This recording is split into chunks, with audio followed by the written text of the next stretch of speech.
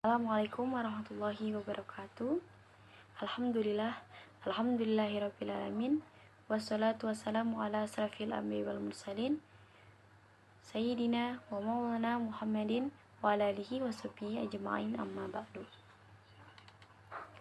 Pertama-tama, marilah kita panjatkan puji syukur atas kehadirat Allah Subhanahu wa taala yang telah memberikan banyak kenikmatan kepada kita semua sehingga kita dapat berkumpul pada saat ini dalam keadaan sehat walafiat. Salawat serta salam semoga tetap tercurahkan kepada Nabi besar Muhammad sallallahu alaihi wasallam, di mana atas berkat perjuangan beliau dan para sahabatnya sehingga kita dapat merasakan indahnya Islam seperti sekarang ini. Pada kesempatan kali ini saya akan membahas kultum mengenai ikhlas. Ikhlas yaitu salah satu amal yang menjadi ruh bagi seluruh ibadah. Tanpa ikhlas, amal sebesar apapun akan kehilangan makna. Tetapi dengan ikhlas, amal sekecil sekalipun dapat melesat tinggi hingga mencapai derajat yang luar biasa. Allah berfirman pada surat Al-Baqarah ayat 5 yang berbunyi, A'udzubillahi minasyaitonirrajim, Bismillahirrahmanirrahim. Wa ma umiru illa liya'budullaha mukhlishina lahuddin hunafa wa yuqimus sholata wa yutuz zakat wa zalika dinul qayyimah.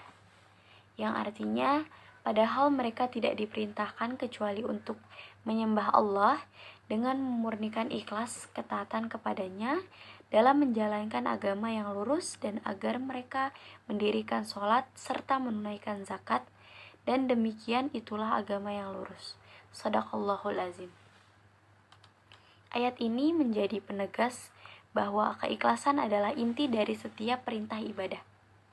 Kita tidak diperintahkan sekedar bergerak, tetapi untuk memurnikan tujuan dari setiap gerakan ibadah itu sendiri. Nah, mengapa sih kita penting untuk membahas tentang ikhlas? Karena ikhlas adalah amal hati yang sulit. Ia tidak terlihat oleh manusia, tetapi terdeteksi sepenuhnya oleh Allah Subhanahu wa taala. Hati manusia ini mudah berubah-ubah. Misal pagi ikhlas, siang mudah goyah, sore tiba-tiba ingin dipuji, ingin dilihat oleh orang lain, dan lain sebagainya.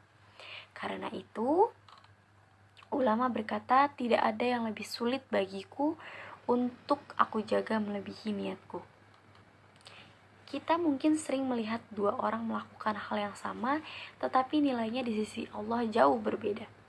Contohnya, seseorang bersedekah 100.000 dengan penuh ria, sementara orang lain bersedekah 5.000 tetapi dengan hati yang sangat tulus, dan amalnya jauh lebih besar. Ikhlas adalah penentu berat ringannya amal di hari perhitungan.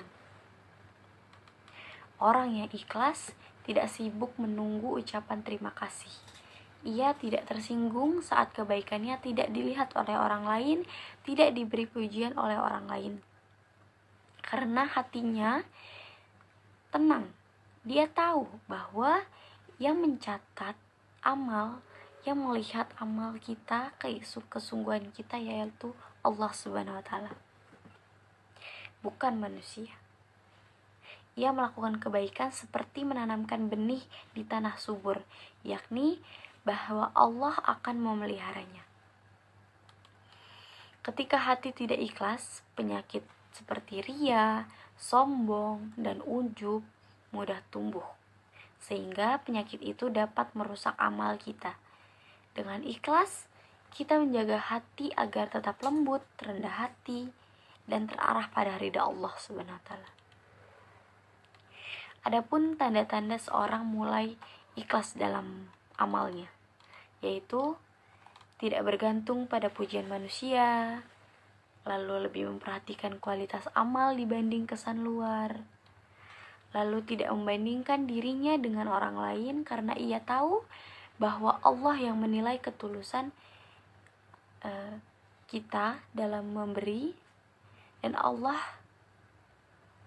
menilai yang dinilai itu adalah ketulusan, bukan jumlah atau penampilan serta nominalnya itu berapa. Lalu tanda-tanda orang telah ikhlas juga pada amalnya, yaitu orang yang rajin menjaga amal-amalnya yang tersembunyi gitu.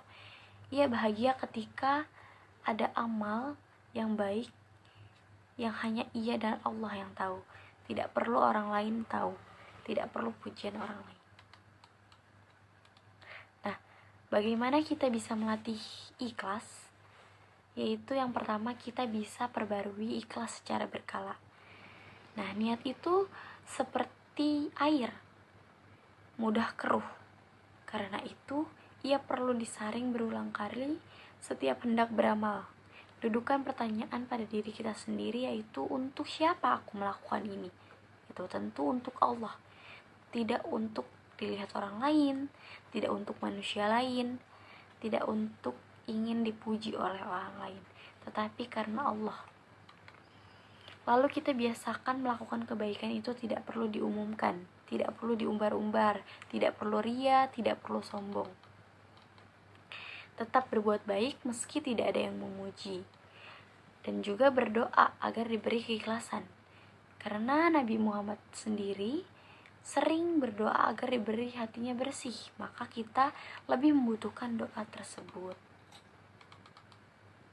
Teman-teman, ikhlas bukan perjalanan sehari. Ia adalah perjalanan sepanjang usia.